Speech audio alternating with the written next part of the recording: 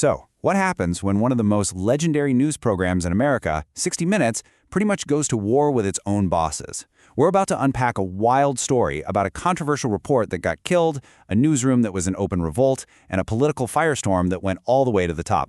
Clean house, fire them. Just let that sink in. That's a direct quote from a senior White House advisor, Stephen Miller, literally calling for journalists at CBS News to be fired en masse. You know, a statement like that from a sitting administration about a news organization is, well, it's almost unheard of. It really signals just how high the stakes in this whole thing were. So you have to ask, what could possibly lead to this kind of explosion? What was in this report that got shelved? What was so controversial that it caused this massive internal battle at CBS and drew such a fiery reaction from the White House? Okay, so this whole thing started with just one investigation. Let's take a look at the story that was meticulously reported, produced, and then suddenly just stopped dead in its tracks. At the heart of it all was a 60 Minutes deep dive into the absolutely horrific conditions inside a mega prison in El Salvador, a place called CCOT. Now, this was a facility where the Trump administration had been sending hundreds of migrants. The team had been working on this thing for months. And then, boom, just as it's about to go on air, the story gets shelved.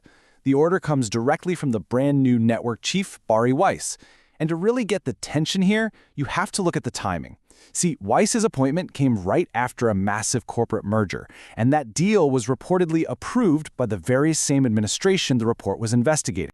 Right away, this decision kicks off a major standoff. I mean, this wasn't just some small editorial suggestion. It became a full-blown clash between the new boss and the seasoned, award-winning journalists who had actually built the story. So on one side, you have Bari Weiss. Her official reason was that the story needed more review, mainly because the Trump administration hadn't given them an official comment. But the 60 Minutes staff, they pushed back, hard. They argued the story was completely vetted, fact-checked, and good to go. And, more importantly, they said that letting a government kill a story just by refusing to comment, well, that sets an incredibly dangerous precedent. And to make matters worse, veteran anchor Scott Pelley pointed out that Weiss had allegedly blocked the segment without even watching the whole finished piece. For the newsroom, that was a huge breach of protocol. This quote from Sharon Alfonsi, the reporter on the story, really gets to the heart of it. For her and the team, this was never just about one piece. It was about whether they were basically handing the government a kill switch, a way to veto any story they didn't like simply by not picking up the phone.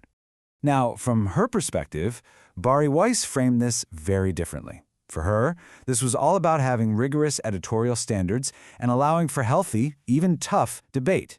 She positioned her call not as censorship, but as just a necessary part of running a newsroom where thorny issues are handled with the proper care and respect. Now, you might think that's where the story ends, right? The report gets killed, the newsroom is angry, and the public never gets to see it. But that's not what happened here, not even close. This story took a really unexpected turn. So in this bizarre twist of fate, the report wasn't buried for long.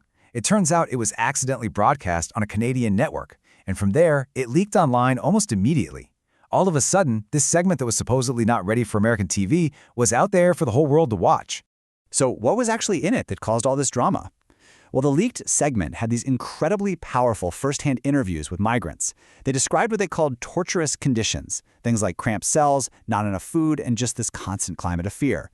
And maybe the biggest bombshell was that it featured the story of at least one person who the report claimed had been rounded up and thrown in this prison without ever having broken a single U.S. law.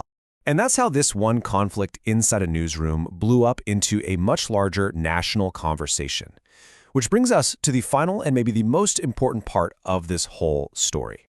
Because in the end, this whole standoff at CBS isn't just about one report. It forces us to ask some really vital questions about journalism itself. You know, what is the proper role of an editor? Where do you draw the line between quality control and just outright censorship? And how do news outlets protect themselves from government influence, whether it's direct or indirect? And that really leaves us with the central, unanswered question at the heart of this entire affair.